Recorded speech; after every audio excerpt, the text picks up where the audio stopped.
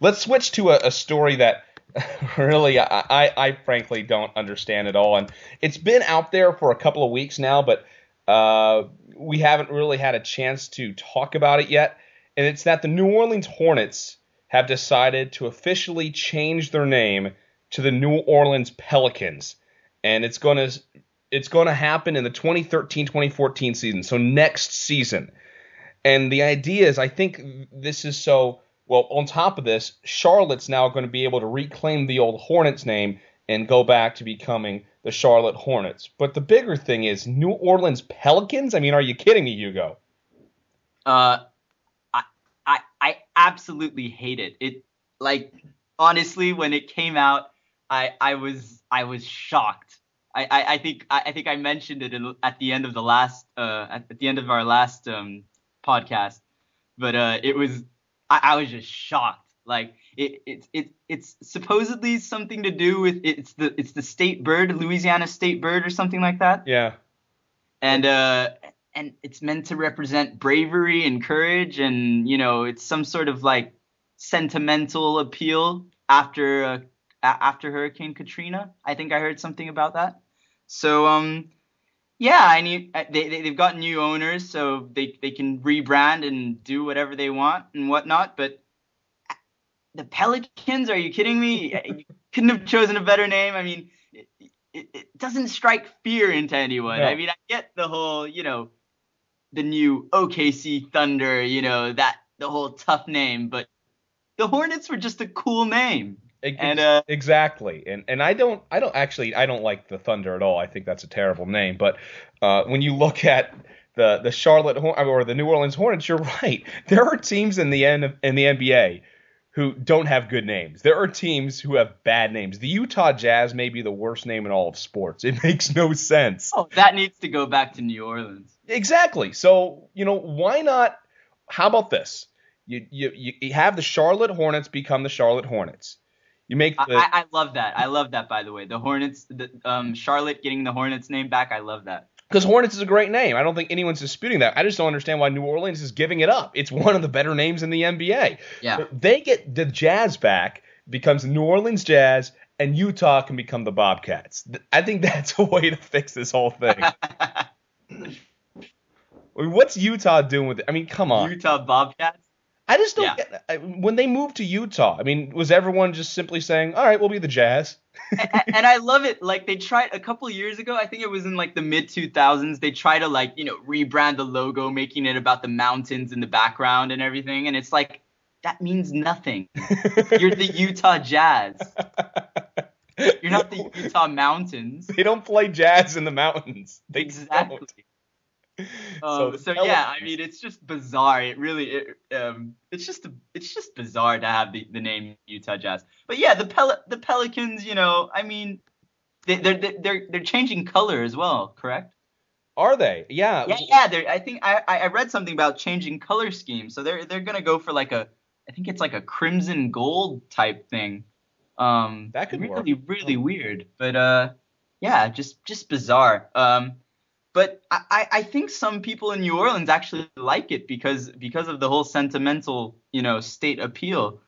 Yeah. I just as an outsider, I just absolutely hate it. It just seems unnecessary. You know? Yeah. I mean, they don't have a bad name. I mean, right now the Washington Redskins in the NFL are there's talks about they might change their name. That makes sense because their name is, you could argue, is racially insensitive. Yeah. The Washington Bullets had that nickname when Washington, D.C. was the murder capital of America. So they Yeah. changed it to, frankly, a name I don't really love either, Washington Oh Wizards. my God! Don't get me started on the Yeah, Wizards. That's just terrible. but we don't like the name, but at least, we understand why they changed the name. Yeah. There was a reason behind it. I just It wonder if being this is it just, being the nation's capital as well. I mean, I think played a huge part in that. So but like this yeah, is one of those where I just wonder if it's because they're having a bad year and they're rebuilding and they lost Chris Paul and the fan base doesn't exactly know, is this a team, is this our team or not, or I don't know. I just don't get it at all. I want to move on to this story. This came across the wire 3 days ago, and it's almost as confusing, but in a very different way. This is reported by Chris Broussard on ESPN. The Brooklyn Nets are aggressively pursuing a trade for Atlanta Hawks star forward Josh Smith, league sources told ESPN. The two teams are engaged in discussions, but one source said while there's been lots of talk, nothing is close yet. Josh Smith, I mean, I understand he's a good player, but if the Nets get Josh Smith and give up a Chris Humphries and a Marshawn Brooks to get him, aren't you simply once again the the Atlanta Hawks just up north? That's exactly what I was thinking. I think Brooklyn is just still in that. They've got the rich owner. He wants to make moves. The Dwight thing didn't work out, although it might this summer again, as that's all up in the air all over again. But I think he just wants to make a point that he's there to make moves. And Josh Smith is another player that is obviously an upgrade over Chris Humphries at power forward, and can strengthen that starting lineup. Obviously, it does not put them over the top. No. It does not give them a shot of beating the Miami Heat in the Eastern Conference. But yeah, I mean, would you do it? You know what? On second thought, as I said, the first time I looked at it, I said they're just going to become the Hawks again, and have fun being the number 5 seed every single postseason. But the more I think about it, Smith is an upgrade over Humphries. They're giving up Marshawn Brooks, who's a nice piece, but I don't think he's ever going to be anything special. And the one difference they have, and I get that he's had a kind of a down year, but if they can reignite a fire under Darren Williams. Oh, man, that guy's regressed. But if they can get him back, you're looking at a lineup of Darren Williams, Joe Johnson, and then Josh Smith and Brook Lopez in the front court, and then I believe Gerald Wallace at the 3. That's not a bad lineup. I was thinking about it, and I think if I was the Nets, I'd do it. Just because, it doesn't put you over the top, no, but it still, it gets that fan base excited. They've got a starting 5 that probably rivals anyone's in the league, with just purely on names. Concern would probably be the bench. I don't see them having much production off the bench. But like you said, I think the key element there is getting Darren Williams to playing back what he was playing, a couple years ago. The other thing is, I think a reason why they like Josh Smith is they see him as one of the few guys who is athletic enough to hold his own with LeBron. Yeah, definitely. Very few guys who are 6'9" and can move like LeBron. Josh Smith is one of the very few guys who can do it. Yeah, good shot blocking. Very good rebounding.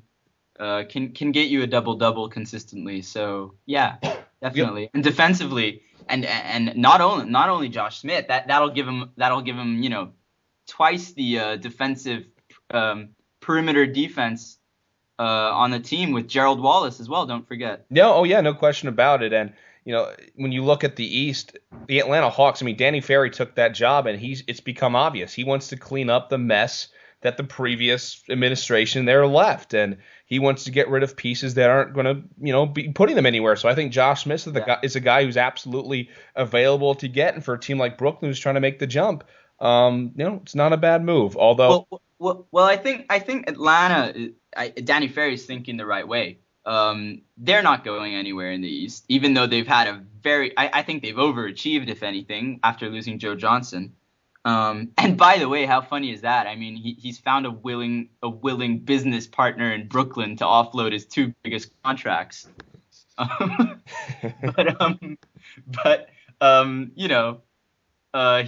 He's Danny Ferry's just doing the right thing, I think, because he's getting them off the books, and who knows? They have a shot at Dwight Howard. He's from there. I've heard that maybe he's not too interested in playing in Atlanta, but you've got to try when you're a relatively mid-market team and not that appealing. You've got to try when the big names are out there. I just think it's funny. We both saw this and said, well, that's stupid. And then we kind of thought about it and thought, it's not that bad of a deal. Not that bad.